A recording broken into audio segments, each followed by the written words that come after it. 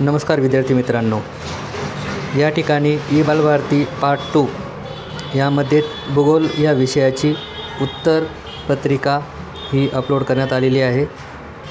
डाव्या बाजूस आपणास दिसत आहे प्रश्नपत्रिका आणि उजव्या बाजूस त्याचे उत्तरपत्रिका। चला तर बघूया आपण त्याचे प्रश्न आणि उत्तरपत्रिका। पहिला प्रश्न आहे, अचूक पर्याय निवडा व विधाने पुन्हा लिहा।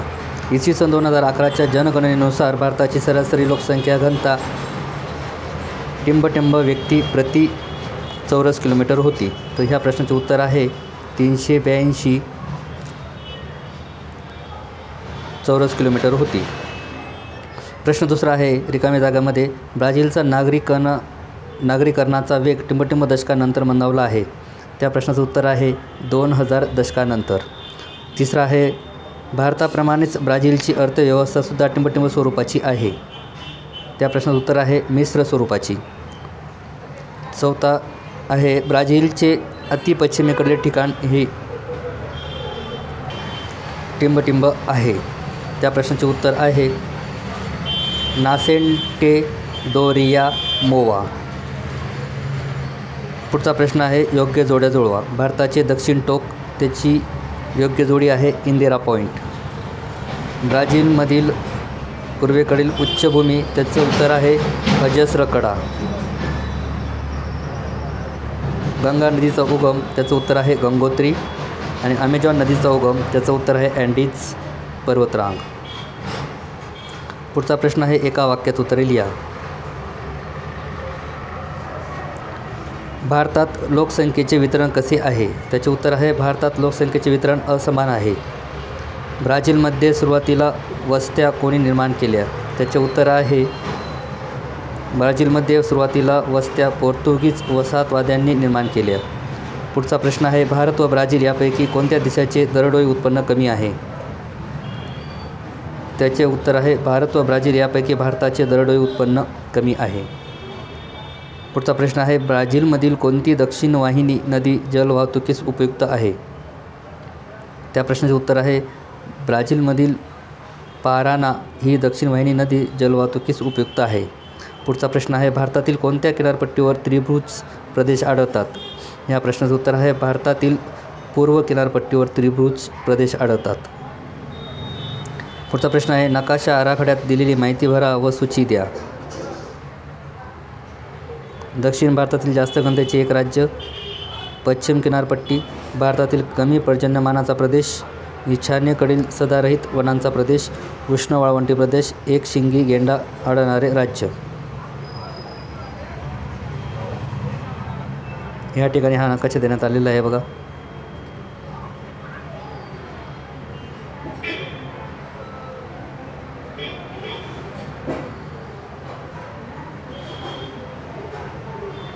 पुढचा प्रश्न आहे,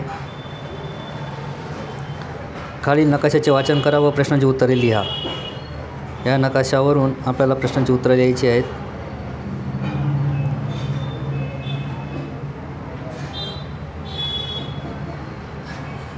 प्रश्न आहेत बघा, या नकाशात वितरणाची कोणती पद्धत वापरली आहे? प्रश्नाचं उत्तर आहे या नकाशात वितरणाची टिंब पद्धत वापरली आहे।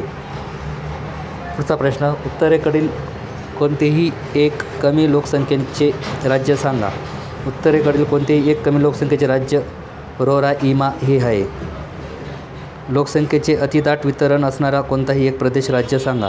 त्याचे उत्तर आहे अतिदाट लोकसंख्येचा एक प्रदेश साओ पावलो आहे।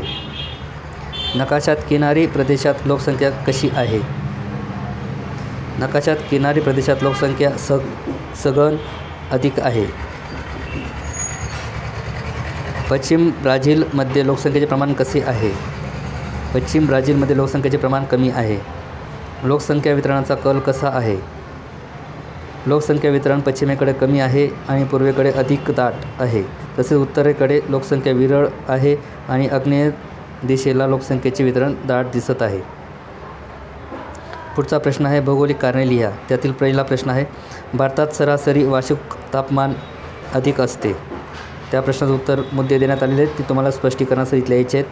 त्याच्यामध्ये मुद्दे आहेत, भारताच्या मध्यातून कर्कवृत्त जाते, भारत उष्ण कटिबंधीय प्रदेशात आहे, समहवामान नाही, तापमान थंडीत कमी असते आणि उन्हाळ्यात अधिक म्हणजे 0 ते 50 अंश सेल्सिअस असते. पुढचा प्रश्न आहे जगाचा कॉफी पॉट म्हणून ब्राझील देशाला संबोधतात. त्याचे मुद्दे देण्यात आलेले आहेत. ब्राझीलमध्ये युरोपीय वसाहतवाद्यांनी कॉफीचे मुळे सुरू केले. गेले 150 वर्षे ब्राझील कॉफीचा प्रमुख उत्पादक आहे. सुपीक जमीन, अनुकूल हवामान, वाहतूक सेवा उपलब्ध. पुढचा प्रश्न आहे भारताचे सरासरी आयुर्मान वाढत आहे. त्यातील मुद्दे देण्यात आलेले आहेत. आधी भारतात रोगराई अधिक होती. हळूहळू वैद्यकीय क्षेत्रात प्रगती झाली. बरेच रोग आता दूर केले जाऊ शकतात. शिवाय बऱ्याच रोगांचे निर्मूलन झाले आहे.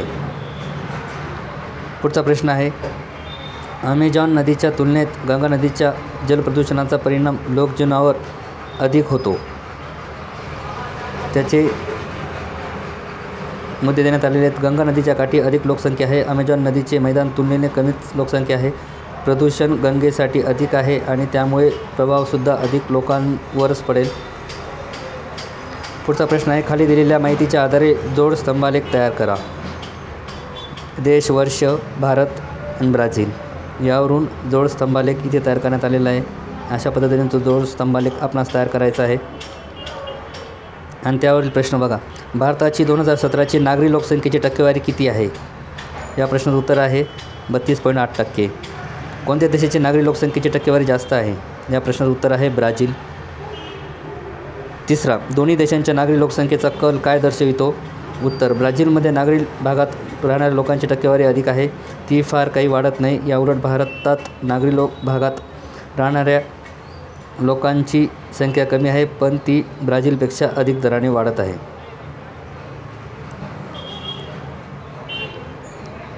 याच प्रश्नाला पुढचा एक किंवा प्रश्न दिलेला आहे. और प्रश्न 6 खालील आलेखाचे वाचन करा आणि प्रश्नाची उत्तरे द्या. हा आलेख देण्यात आलेला आहे. साक्षरता प्रमाण आणि वर्ष ब्राझील आणि भारत यामध्ये प्रश्न देण्यात आलेले आहेत आणि ह्या प्रश्नाची उत्तरे बघूयात आपण.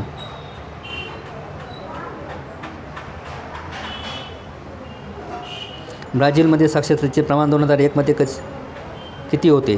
त्या प्रश्नाचे उत्तर आहे 85%. भारताची साक्षरता कोणत्या दशकात सर्वाधिक वाढली आहे? त्या प्रश्नाचे उत्तर आहे 1991-2000 या दशकात. ब्राझील आणि भारत यांच्या साक्षरतेच्या प्रमाणात 1991 मध्ये किती तफावत दर्शवते? त्या प्रश्नाचं उत्तर आहे 30%. प्रश्न 4 आहे 1981-2016 दरम्यान भारतात साक्षरता किती वाढली आहे? त्या प्रश्नाचं उत्तर आहे 30%.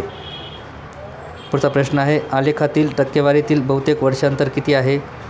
त्या प्रश्नाचं उत्तर आहे 10 वर्षांचा आहे. पुढचा प्रश्न आहे भारत व ब्राझीलच्या लोक साक्षरतेबाबत आलेखावरून काय निष्कर्ष काढाल?